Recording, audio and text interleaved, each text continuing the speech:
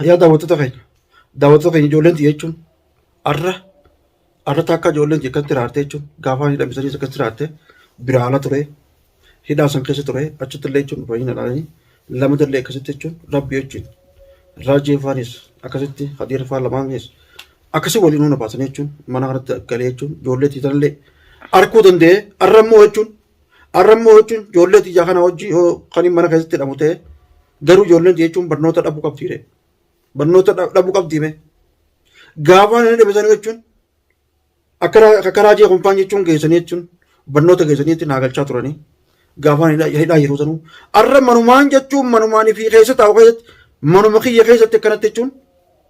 siirii alaan jechuun natti hidhanii akkaan fi irraa hin banne godhanii akka namni alaa dhufeen irraa hin banne godhanii hogguu ijoolleeti jechuun barnoota dhorkanii ana jechuun gabbaa'uun dhorkanii jechuun akkanatti hogguu hidhamne yoo isin jechuun gammachiise daawwattoota keenya. Yoo isin gammachiisa Oromootiif nudhi isaa yoo isin hin gammachiisin yoo gartee nuti kun isin mararre yoo ijoolleen tiituun gartee isin mararte dhugumaan jechuun nama sheekaatti sijitanii sheekni san dhufee jechuun siirii tana quraanatti qaree jechuun akka huccuun ulaa tana irraa banu dhiifamaa wajjin isin gaafadhaan isin jedhe. Arra balloon mana keessatti akka rakkame jechuun arra balloon duraan nama bira dhaabbatu balloon akka rakkame jechuun eessaa isa ijoolleetti yaa hojii kun akka rakkame mana keessa taa'u. Daawwattoota kiyya jechuun akkana jaalattan abdiin qaba hedduutu akkana jaalattan garuu natti hin dhiyaattan du'aa'ii teessaniin na dhiyaadhaa du'aa'ii naa godha balloon hidhamee jechuun mana keessaa hiraaruun kuni suniifuu jechuun silaan bira dhaabbattanii jechuun koomentiidhaan sheekan naa iyyatanii sheekanii jechuun kan telefoona qabus nama Oromoo kanatti kan telefoona qabus naa dhootanii akka dhufanii jechuun haalli naa godhanii jechuun nurraa banan akka ijoolleen jechuun barnoota deebitu akkaan jechuun nutis gabbaanee gabboo dandeenyu. Silaanuu irraa godhanii irra bareedaadha. Arra ijoollee tiitanaa wajjin hidhamee jechuun waa meeqa jechuun takka baanee jechuun alarraa feenuu jira. Waa meeqa ta'e namni fedhuu jira. Ta ilmaan fedhuu jira. Namni ilmaan qabu ni beektanii. Arra daawwattoota keenya duuba akkanatti bal'oo jechuun ijoolleen isaa hidhamanii mana keessa ta'anii raftanii bultanii. Gaafa rakkoo xixiqqootu raftanii bultan. Anammoo rakkoo hundarra tanii hidhameetirra. Tanii hidhamee jechuun akkasiidhaa keessatti tuman jechuun akkasitti ala natti tuman irra tanaatu jechuun rakkoo ta'e dhugatti namni mana kana keessatti ni ukkaawama. Ukkaawamnee jira. Hafuurri nuccitee jira. Hanga daawwachuun wanni wayyaa taaneef hanga fiidoo jechuun isin waraabni gallachuuf kana malee. Akka du'aayii nu gootaniif akka jechuun nama jechuun nu dirmachiisaniif nama nu dirmachiisaniif jechuun fiidoo isin waraabu jira malee jaalala fiidoo isin waraabutu jiru. Cinqiirraa lubbuu as nu geesseetu fiidoo isin waraabsisee jechuun nuti isin gallakkisuu dandeenya beekadhu. Arra jechuun rasiita kana hunda jechuun alarraa jechuun naa bulanii waan telefoonni bireeruuf waan ifaan nu bireeruuf ifaallee dhaamsuu dhiifne akka tutteenya jechuun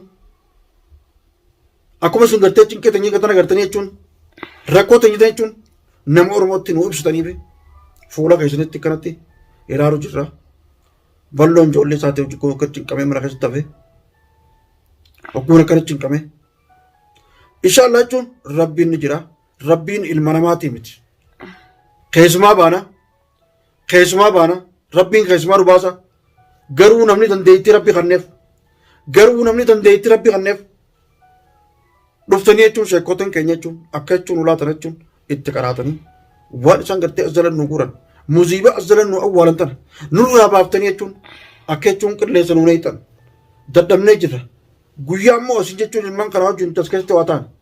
guyyaa ilmaan kanaa wajjin waa ta'an hin sheenooyina Oromootiif. Arra osoo jirru walii dhaabbanne malee gaafa duune maal walii goona yoo as keessa cinqabnee cinqidhaan duune maal walii goona. Suniifuu osoo jirru nu bira dhaabba nuti namni osoo jiruuti bira dhaabbanna gaafa inni du'e maal goona awwaalcha malee wanni godhan jettu. Osoo jirru gama keenya dhuftanii akka nu bira dhaabbattanii ulaatan illee jechuun nurraa bantaniin isin hin jaa daawwattoota keenya dhiifamaa wajjin jechuun komentii tan nuti barreessaadha. Namni akka gattee nama nuuf fitu godha. Biin jechuun tana meeqaan itti bilbilee jechuun fitutti hin jiran haan jee biin osoo illee naa dho'itan nama biraatti illee naa dho'itan jechuun gama kiyya akka dhiyeessitan balloon irra jechuun akka nama daban seenee garuu hidhamuun tiitun hedduu waa nama agarsiifti. Daawwattoota keenya jechuun waan hin jiru beeku arra ijoolleen xiyyaas keessa kana gadditee kana taa'uun gabboon dandeenya ulaa bannee ula dhiyaannee ulaa qabnee jechuun firraa bannee gabboon dandeenya dhiiroo namni alaa dhufu ulaata namni alaa dhufu jechuun yoo waa kaa jechuun nu alaan waa dhufutu ta'e ulaa banee ol seenuu danda'a ulaa banee ol seenuu danda'a jechuun mana keessaan danqarri ulaan mana keessaan danqarri ulaan jechuun mana keessaan danqarri sana yoo jechuun nuti harkaa yoo qabatnee banuu baannee jarri karaa alaa sanii yoo dhufe jechuun yoo cabsuu danda'an irraa cabsanii dhufanii yoo cabsuu danda'an irraa cabsanii yoo immoo jechuun jarri gartee alaa dhufu san jarri alaa dhufu san jechuun ulaa harkaan qabatee ulaa san irraa cabsuu kan dadhabu taate dubbii biraati sheekni immoo gama keenya dhiyaachuu qaba sheeka immoo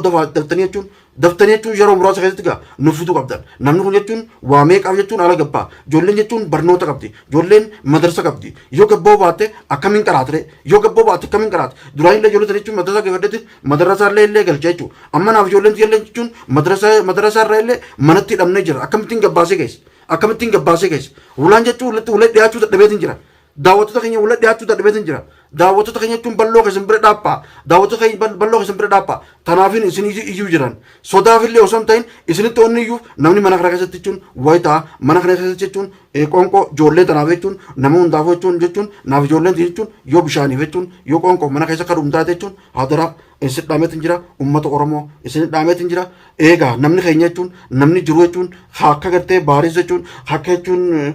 ni jira namni hedduu jira akka raajii jechuun namnummaan hundi jechuun gaa warreen akka Khadiir lameen jira hedduu nu bira dhaabbattanii jechuun yoo alaada jechuun waan wal kanuu dandeessan daftanii akka nu dhaqqabdanii siin jaa daftanii akka nu dhaqqabdan jechuun gaa har'a jechuun naaf ijoollee xiyyaatu mana keessa jira jechuun dhufanii jechuun dachii nutti hidhanii jiranii akka taanuu qabnu daftanii immoo akka ulaa jechuun nurraa cabsuu yoo dandeessan nurraa cabsitan yoo immoo akkatti dhiyaachuu dadhabdan taate akkuma keenya kanatti jechuun eegaa maal gootarree sheekhan yaamtanii sheekni akka jechuun nurraa banuun isin jaa daawwattoota keenya jechuun ulaatan jechuun yoo itti dhiyaanne jechuun ni kufna yoo itti dhiyaanne harkaan qabachuu hin dandeenyu daawwattoota keenya jechuun nu bira dhaabbaa takkitti jechuun sheekan nu iyyaa nama keenya nu iyyaa maaliif jechuun waan isin jaalannuuf waan nu jaalatanii jechuun mana keessatti jechuun sa'aatii 24 jechuun quraana baranee jechuun saniin taa'u jirra garuu jarri jechuun waan irratti jechuun nu awwaale ulaatattis waan nu godhe nuti amma ana siin laal harkaan qabachuu hin danda'u daawwattoota keenya dhuguma saniin isinitti hima balloo waan isin kijibuu miti ulaata nama itti dhiyaachuu hin danda'u yoona akkana jee laal ulaatan harkaan qabachuu hin danda'u daawwattoota keenya jechuun bakka tan akka jechuun nuti iyyatanii siin jaa laal yoon wadhan haabatu Yasin ulatan gadi deemna ulatan gadi deemna baba ulatan gadi deemna ulatan yoo iyyaata jechuun ulaan jechuun dhiiroo karaa nuti godhamu qabatanii achi deebi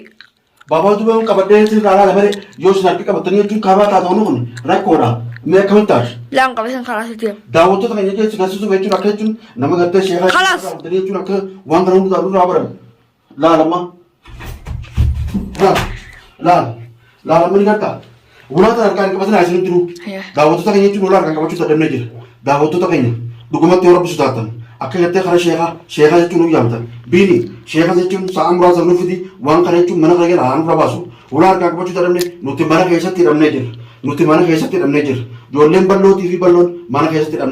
hidhamnee jira anaaf ijoollee ta'e qofaatu mana kana keessa yoo dhugumatti rabbi kan sodaatan taate jechuun dhuftee jechuun akka gartee yoo wayiillee kan nu warqeetan taate akkasitti bareedaadha yoommoo ulaan akkuma gartee nu jaalarra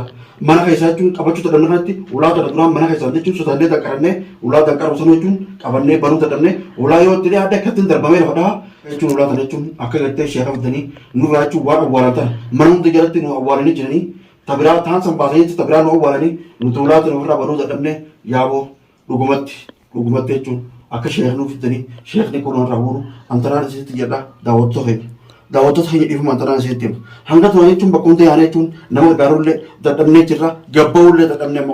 amma guyyaan akiraa gabba'ullee dadhabne mana keessatti hidhamnee jirra namni nyaata qaba dhugaatii qaba akka taanuu qabnu naaf ijoollee mana keessatti hidhamnee jirra ani isinitti himaana yoo mana keessatti jechuun waa taane isinitti himaana.